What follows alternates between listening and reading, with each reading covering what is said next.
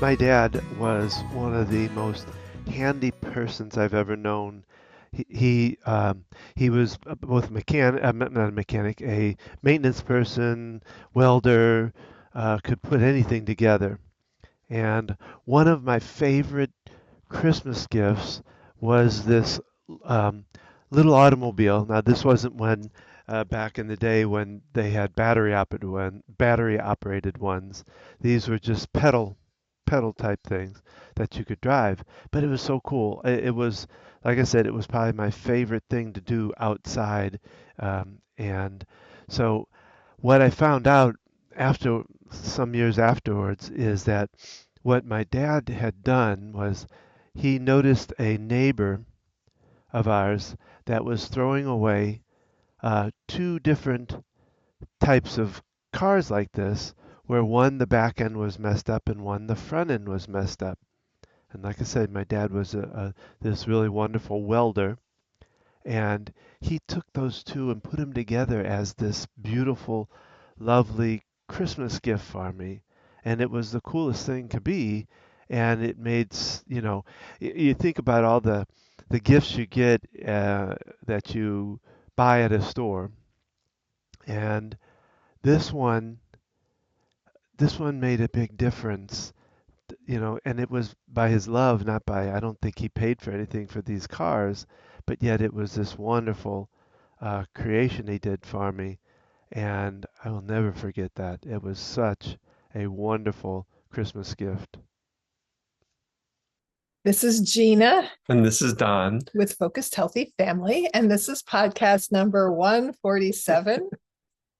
And as we approach the holiday season, we're talking about some tips, holiday tips, travel tips, family gathering party tips in regards to managing a family.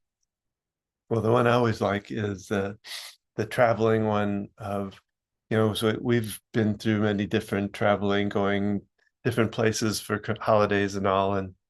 And one thing I think about is when we go on travel, like if we go, especially if like go up to my house, my old home, my original home, Where you're from. where I'm from, there you go. Is that we tend to then want to uh, talk about each of the different friends we want to see and where we want to go, and we plot out all of this stuff, but it's almost too much for one holiday. And I think it's better if we can kind of spread those out and do two trips back home or a couple trips back home to visit those other people. I thought you were going to share the tip of inviting your friends to come. I know one time you had all your friends come to your mom's house, rather than us going to them. That is a good They idea came too. to us. I know I did that years ago. I think when Harrison was a baby with Coming to your my college parents' house. friends. Yeah. Actually, I think they came to my brother's house because they live closer to him. Ah. So having people come to you if you're traveling from out of state, out of town. And if you add it, if you add into that, when we're talking about seniors, of being more cautious about uh, dragging them around or having different things at different places, depending on their age, whether they would like that or dislike that, or And thinking about time factors, that it could be a lot for them to spend many hours somewhere away from home, or if they live at a facility, bringing a little bit of holiday to them. The client I work with, I probably shared this already, but they couldn't do transportation on Thanksgiving Day because they needed to be transported in a wheelchair. And so they did a Thanksgiving on the Wednesday before. So that's the other thing, especially this time of year, talking about seniors, is they get a lot of visitors. A lot happens around the holiday.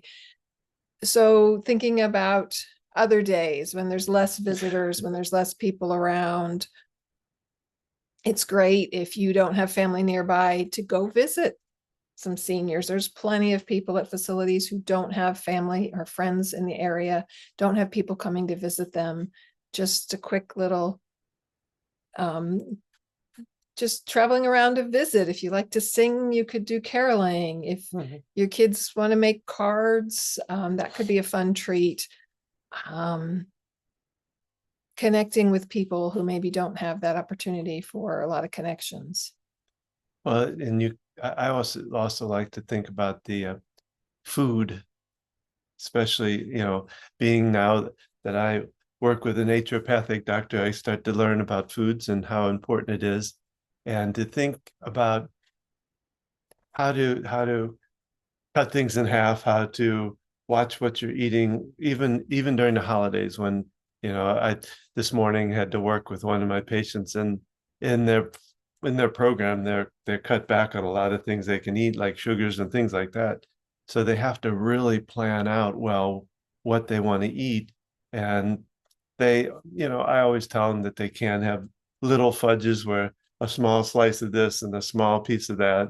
But I think it's important, like especially with kids, is feeding them a lot even before you head somewhere. Yep, I was thinking that very same tip. You're going somewhere, it's going to be a while, you don't know how long until you're going to have food.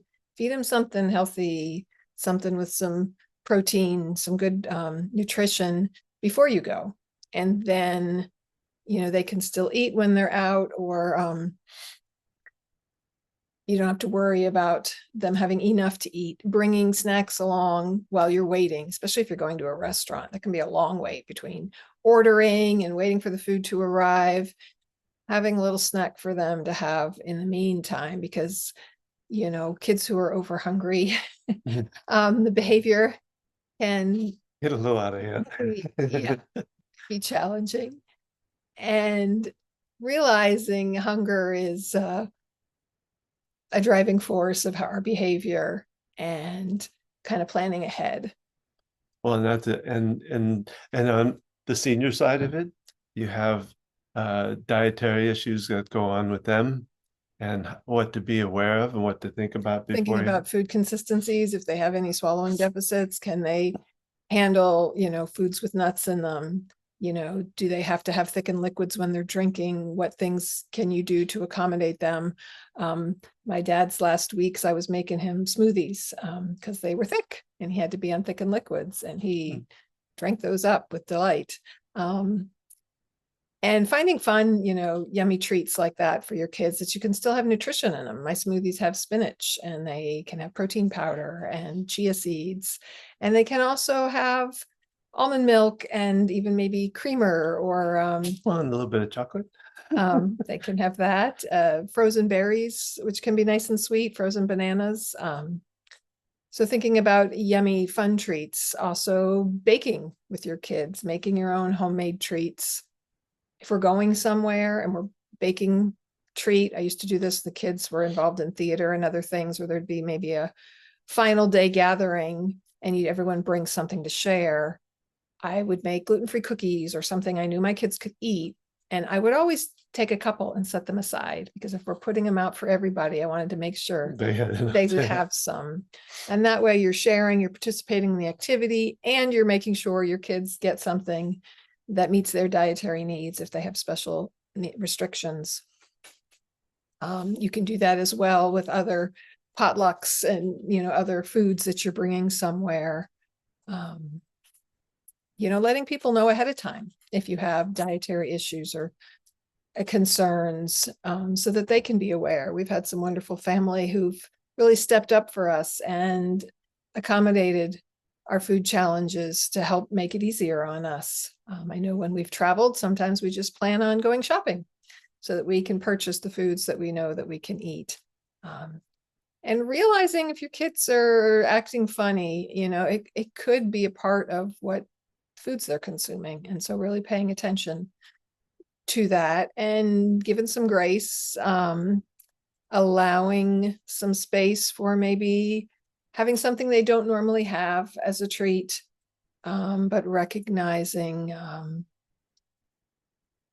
just how that could affect them, and so that they don't overindulge. Maybe it's just they get to eat other things and then they have whatever, one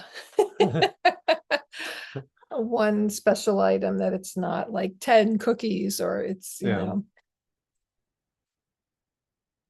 then the other, one of the other big ones I always like to think about is, one is when you're planning for your trips and you're planning for what to do during the holidays, things to do, where to go and stuff like that.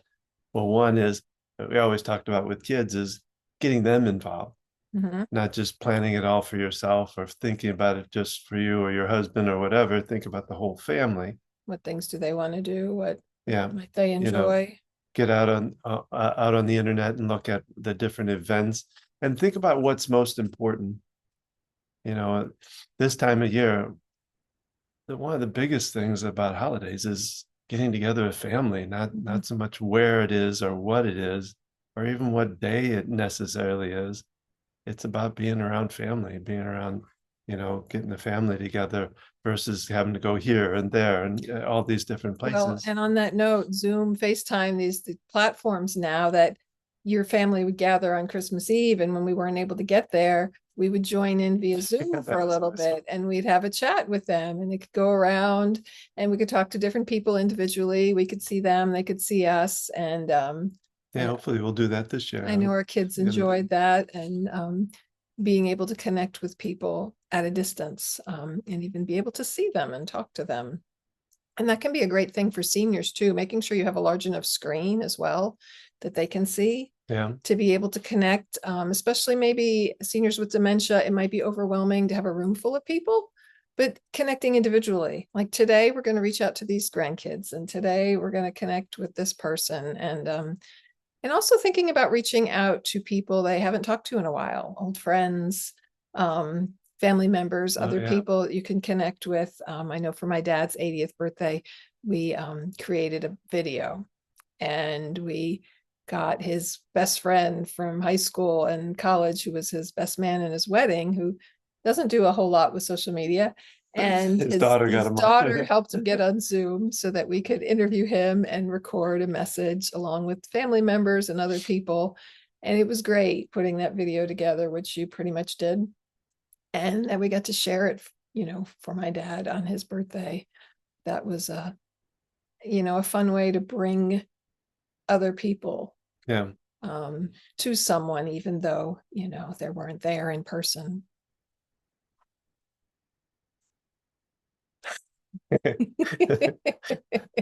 So what other tips? Go to look at holiday lights can be a fun adventure. And now you can go online and look up houses that have fun holiday lights. There's places you can go and pay to drive around and see lights. There's also we used to go to Christmas Eve service and then would go driving around looking at holiday lights. And this was before you could easily locate things. Remember there was one that they had, it was a house, but you could drive up and within so many feet of it, you could pick up a local radio station that they played music, and it music went to the banded lights, into the lights and all that. And it was just an individual who put this together. Yeah. And so finding fun things like that, finding neighborhoods, you can drive around and view lights. Different communities and places will have different light displays. The zoo, if you have a zoo near you, we used to go down to the Riverbank Zoo in Columbia, South Carolina, and you walked through, which was really kind of fun. Yeah, that's and typically the weather wasn't too bad. And when the kids were little, we walked around and you could see the animals, and there were lights and different decorations all around the zoo. And it was a fun little adventure. And if you have a very precocious, quirky child, they would be looking for all the plugs and the lights where they were connected. Memories of the past. And thinking about traditions that you might not think about. There was a time when we hung our Christmas stockings on Christmas Eve, and it got stuck in our one daughter's head that was our tradition, and we were not allowed to hang them up until Christmas Eve. I snuck them up this year. But things that might be important to them that you might not think about. But ask them, what do you think of as our holiday traditions? What what things matter to them that they can be included in, whether it's baking together, whether it's going shopping together. Little spoiler tip, if you've got young ones listening, I'm going to talk about Santa Claus. So when each of my children reached the age where they understood Santa Claus, I let them in on a little secret. And I said, now that you know, you become part of Santa Claus. And they got to help me shop for stocking stuffers. And so even when my youngest came around, they got to help shop for stocking stuffers for their older siblings and for you. And so it's kind of a fun little tradition that I created.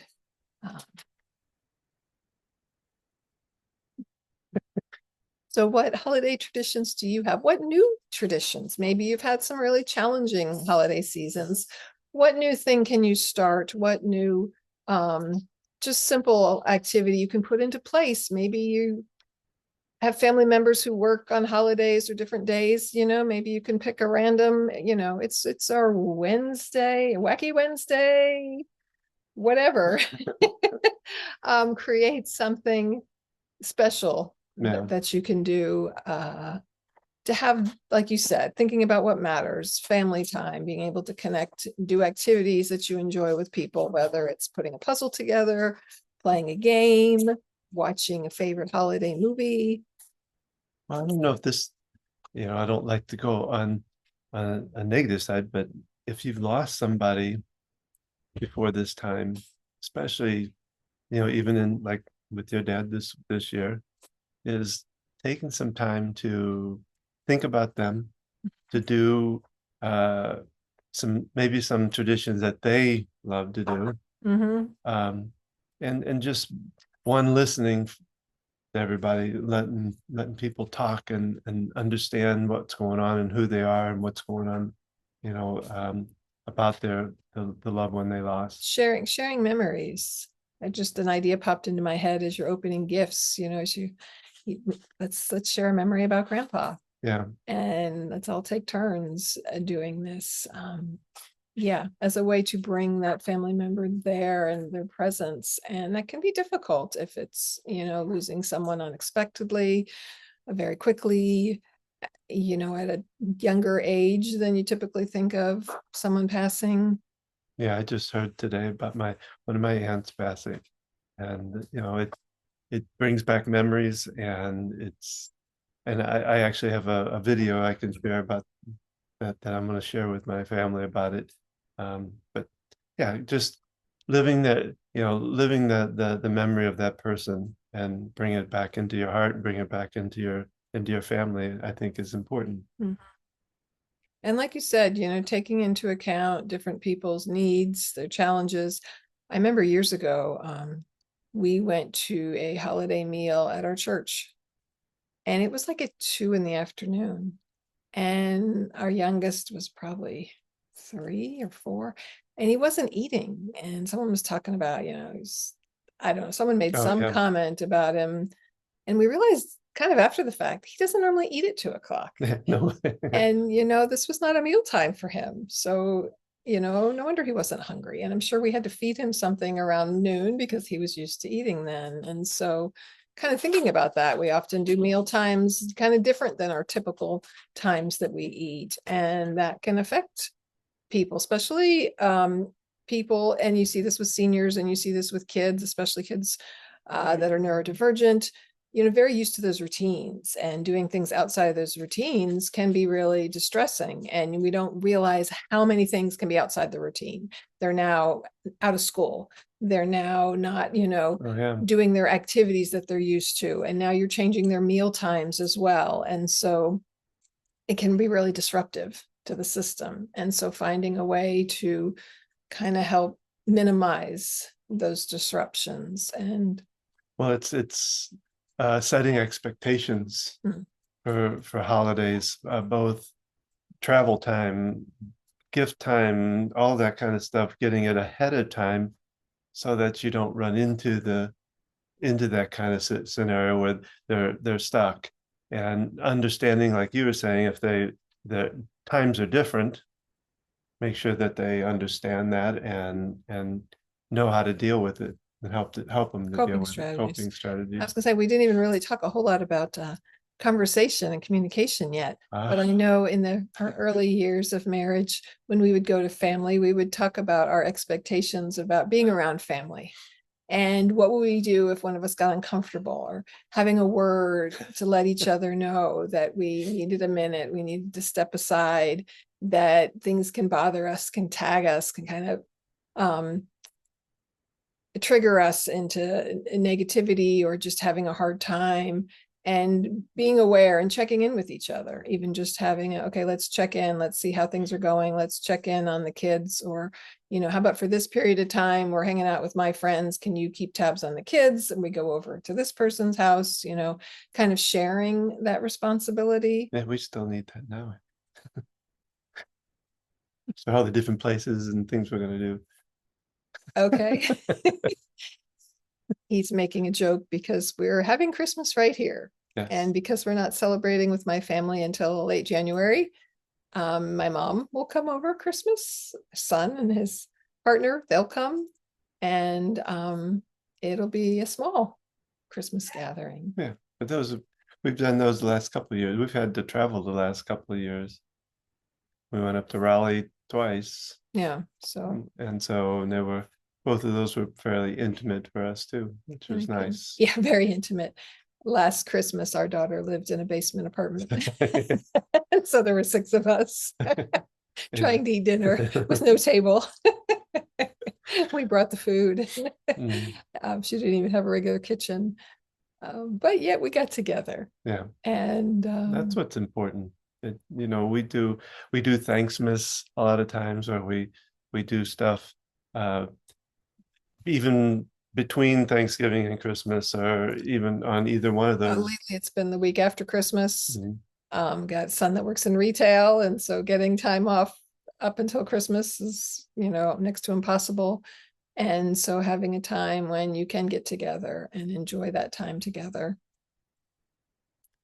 So we've shared some of our tips with you. We hope that you find this helpful to you as you approach the dealing with holidays, family get-togethers, and really thinking about this throughout the year with other gatherings, going on vacation and things like that, but thinking about seniors' needs, your children's and your needs. What is it overwhelming getting together with family? What can you do to step away? I know one time when kids were little, my brother, we all went out together. They went to a movie, and I went to a tea place and hung out by myself for a little bit.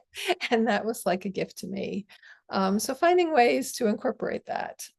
Yep. It's important for us to take care of ourselves during this time too. Very important.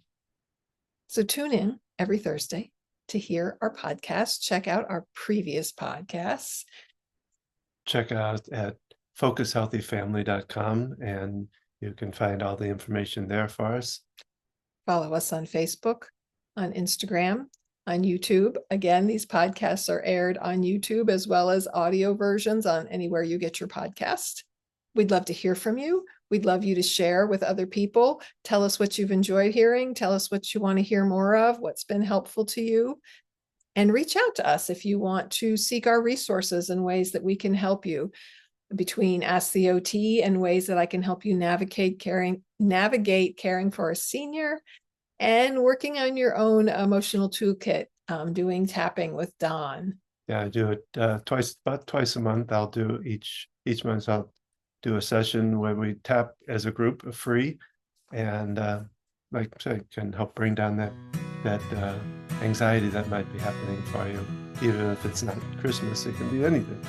And whatever holidays you celebrate, we wish you happy holidays. Yes. And look forward to seeing you again. And remember, Go ahead. how we speak to our children and our loved one shapes their future and ours.